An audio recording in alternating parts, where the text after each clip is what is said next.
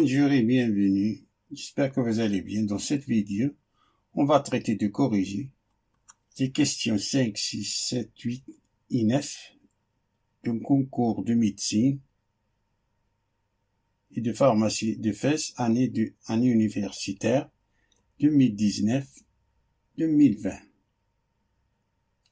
Question 5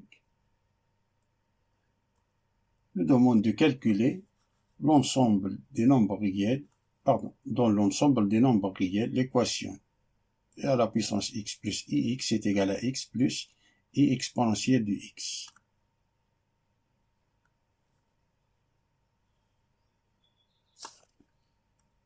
On a 5 affirmations possibles. L'affirmation A, qui admet 4 solutions. Cette équation admet 4 solutions. L'affirmation B admet une seule solution. L'affirmation C admet 3 solutions. L'affirmation D n'admet aucune solution. L'affirmation E admet une infinité de solutions. Parmi les 5 affirmations, une seule est juste. On a exponentielle de x plus ix plus x exponentielle plus i exponentielle de x. Ça va dire que l'exponentielle de x moins i exponentielle de x, les exponentielles, on ne le fait pas, passe à l'autre côté, et les x à l'autre côté. C'est égal à x moins i de x. Ce qui veut dire qu'on factorise par exponentielle de x facteur de 1 moins i est égal à x facteur de 1 moins i. On divise les deux membres de l'égalité par 1 moins i. Il nous reste, nous donne que l'exponentielle de x est égal à x. Pour continuer, on est arrivé jusqu'ici. Pour continuer, il faut connaître par cœur les graphiques des fonctions suivantes de l'exponentielle de x et de la droite i est égal à x, c'est-à-dire la première bisectrice. On trace l'axe des abscisses et des ordonnées. Pour tracer la droite d'équation y est égal à x, il suffit de joindre deux points, par exemple le point 0, 0 et le point 1, 1. Le point 1 et le point 0, 0. Depuis, on trace la courbe. Ça, c'est la droite, la première bisectrice. La droite y est égale à x. Depuis, pour tracer la courbe de l'exponentielle de x, on sait que la limite de l'exponentielle de x au moins l'infini, c'est 0, et que l'exponentielle de 0, c'est 1, c'est-à-dire 0 s'approche, on a ici l'asymptote horizontale, c'est-à-dire passe par là, limite en plus l'infini, c'est plus l'infini. Alors on a, ça c'est la courbe de l'exponentielle de x.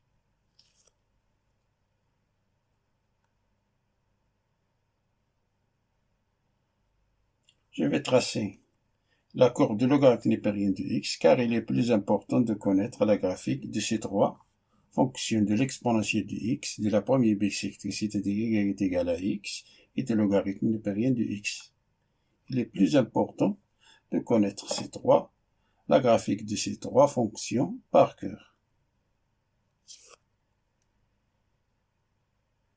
On sait que la limite entre 0 plus du logarithme népérien de x, c'est moins l'infini, et que le logarithme népérien de 1, c'est 0.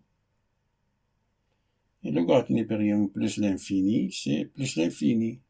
Ça, c'est la courbe de logarithme népérien de x.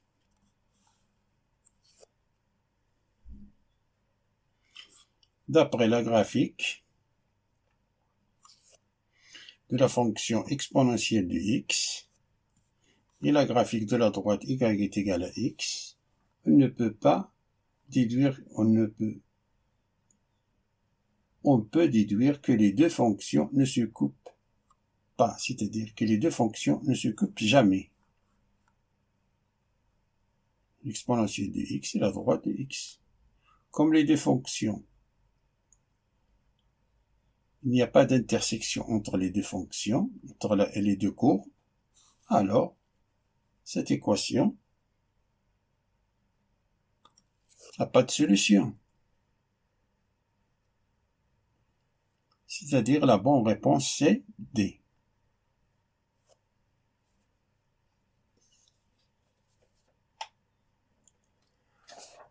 Passons à la question numéro 6.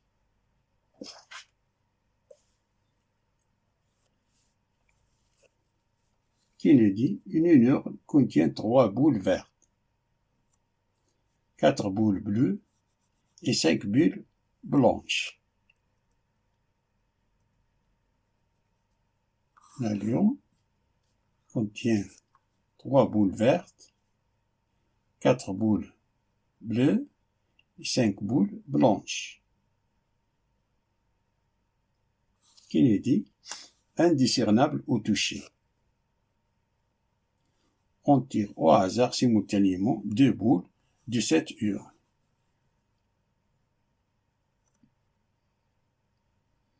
Il dit la probabilité d'avoir 2 boules de même couleur est, on a 5 réponses possibles. La réponse A que la probabilité est égale à 1, que la probabilité, la réponse A que la probabilité de l'événement de tirer 2 boules de même couleur est 1. La réponse B que la probabilité de tirer 2 boules de même couleur c'est combinaison de 2 parmi 3 fois la combinaison de 2 parmi 4 fois la combinaison de 2 parmi 5 divisé par la combinaison de 2 parmi 12. On a ici la réponse C, c'est ça. La réponse D, que la probabilité de tirer 2 boules de même couleur est l'arrangement de 2 parmi 3 plus l'arrangement de 2 parmi 4 plus l'arrangement de 2 parmi 5 divisé par l'arrangement de 2 parmi 12. La réponse E de ceci. Parmi les 5 affirmations, une seule est juste. Ça, c'est une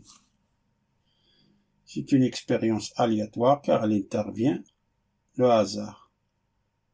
Quand vous trouvez dans un exercice le mot simultané, il faut immédiatement penser aux combinaisons. Attention ici, l'ordre n'est pas important.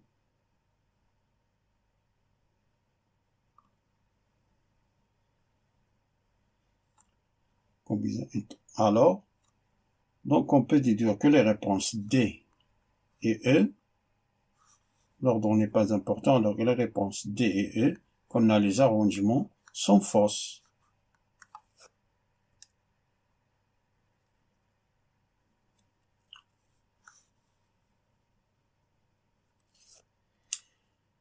Soit oméga, l'univers de probabilité d'expérience aléatoire.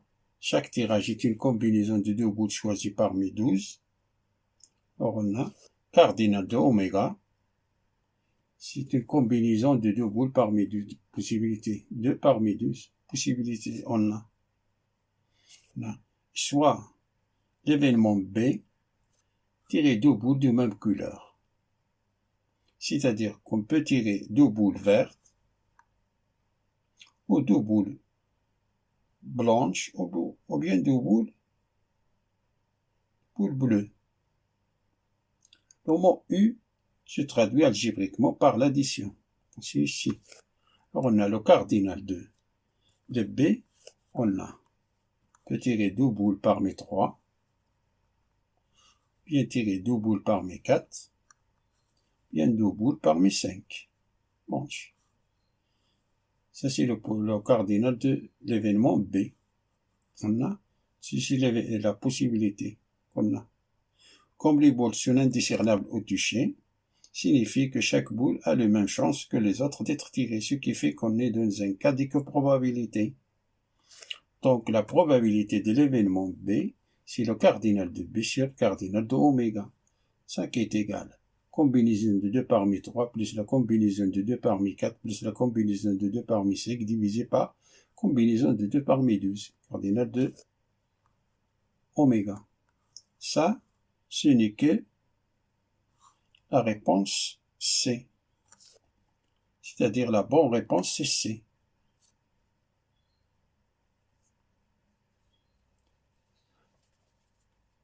Passons à la question numéro 7.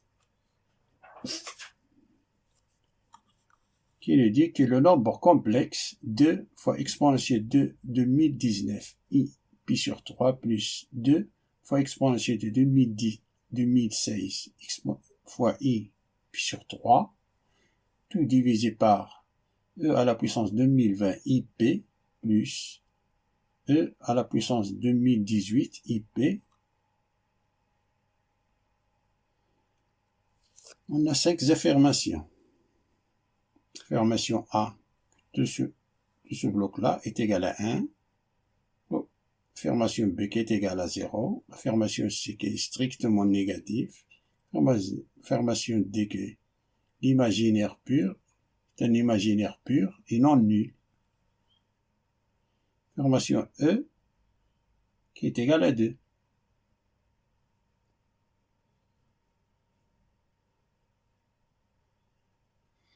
Tout ce qu'il faut savoir pour répondre à cette question est de rappeler que l'exponentielle de i de kpi, ça qui est égal à cos de 2 kpi plus i sin de 2 kpi, c'est cos de 2 kpi, ça c'est 1, et ça c'est 0.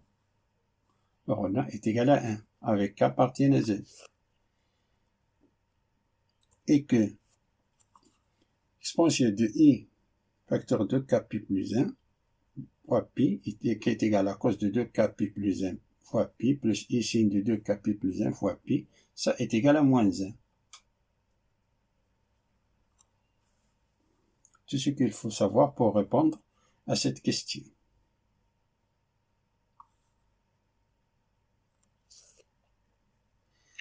On a ceci qui est égal, on a deux facteurs de exponentielle de i, on a 2000, on a 2010, non ici 2019, on a 2 plus 1, 2 plus 0, c'est 2 plus 1, c'est 3, 3 plus 9, c'est 12, 12, on a c'est 1 plus 2, c'est 3, alors on a, c'est divisible par 3, on a ça, divisible par 3. On a 20 divisé par 3 nous donne 6. Il reste 2. On fait descendre 1. Alors on a 21 divisé par 3, c'est 7. Et 9 divisé par 3, c'est 3.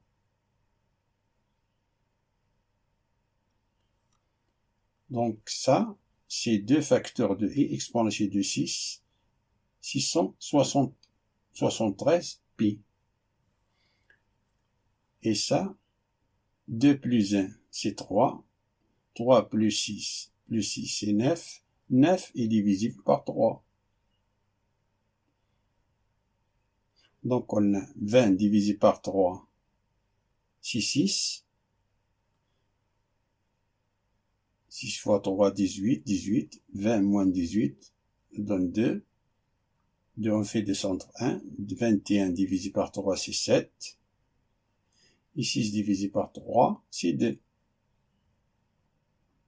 Ça nous donne 672. Ça c'est pair, le E, à la puissance 2020. Alors on est dans ce cas-là, c'est un pair. Alors on a ça c'est 1. Et 2018, c'est pair. C'est un nombre pair. Alors on a 1 plus 1. On nous donne 2. Ça donne 2. 1 plus 1, ça donne 2.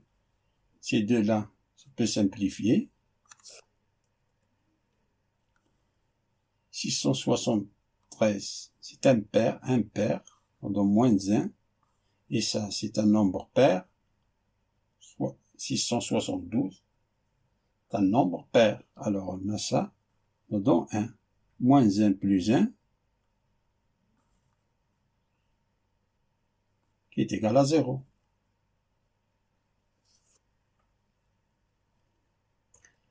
C'est-à-dire la bonne réponse c'est B.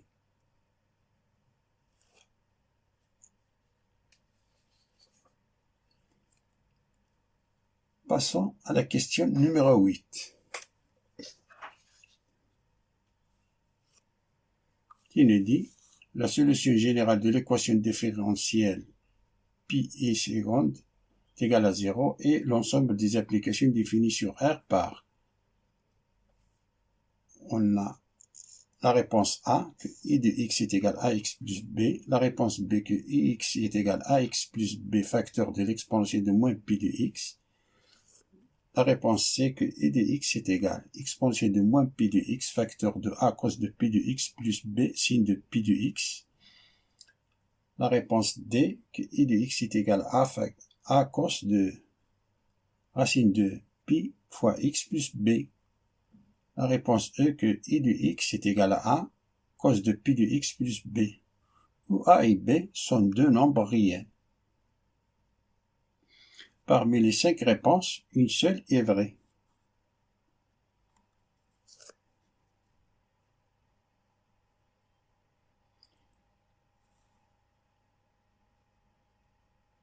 Pour la dérivée de l'exponentielle à la puissance une fonction quelconque, il apparaît toujours l'exponentielle à la puissance f de x. On ne peut jamais se débarrasser de la fonction exponentielle de f de x. Donc les affirmations B et C sont fausses. B et C, on a l'exponentielle, parce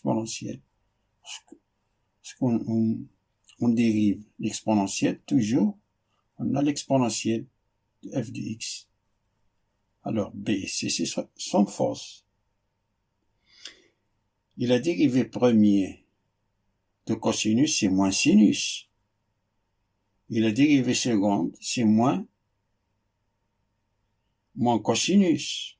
On ne peut jamais se débarrasser de la fonction cosinus ou sinus. Donc les affirmations D et E sont fausses. Donc l'unique affirmation juste c'est A. Pour cela, vérifiez que l'affirmation A,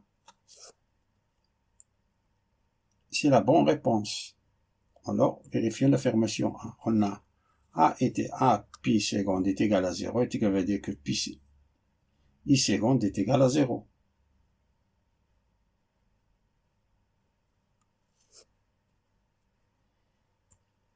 Vérifions l'affirmation A.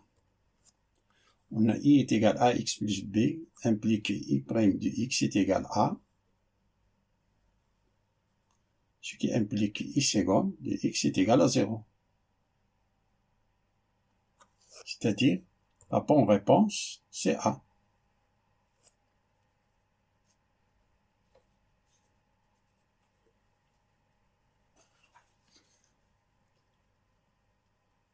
Passons à la question numéro 9.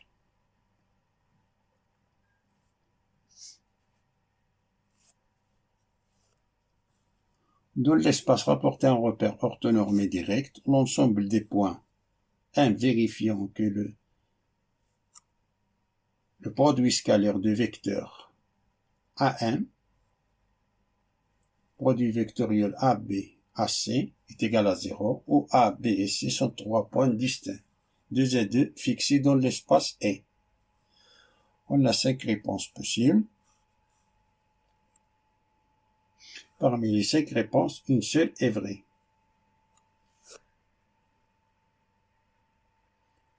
On a A, B et C sont 3 points distincts 2 et 2, fixés dans l'espace.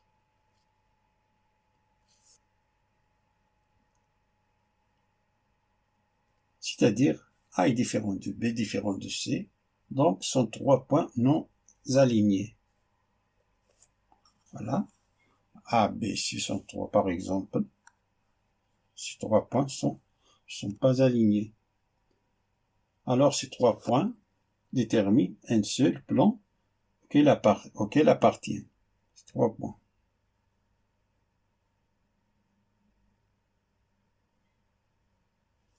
Voilà le plan ABC qui contient les 3 points A, B, C.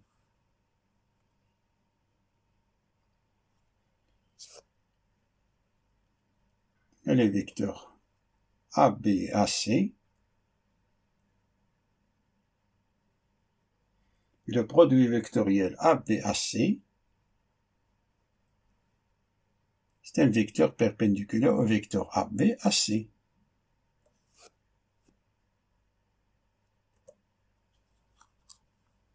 Un vecteur qui est perpendiculaire au vecteur AB et AC.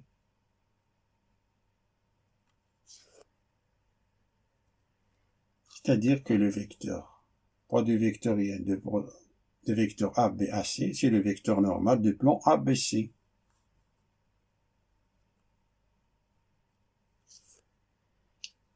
Si on prend un point quelconque du plan ABC qu'on note par M, grand M,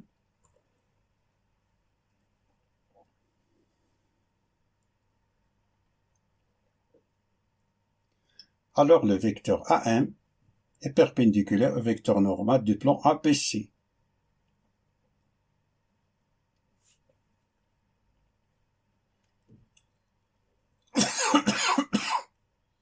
Pardon.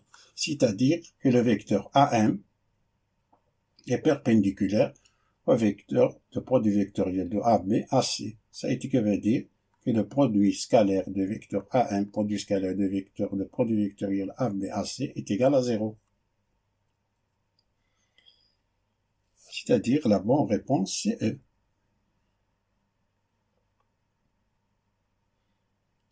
Fin de la résolution de la deuxième partie du concours de médecine du FES année 2019-2020. Je vous souhaite bonne chance et à bientôt.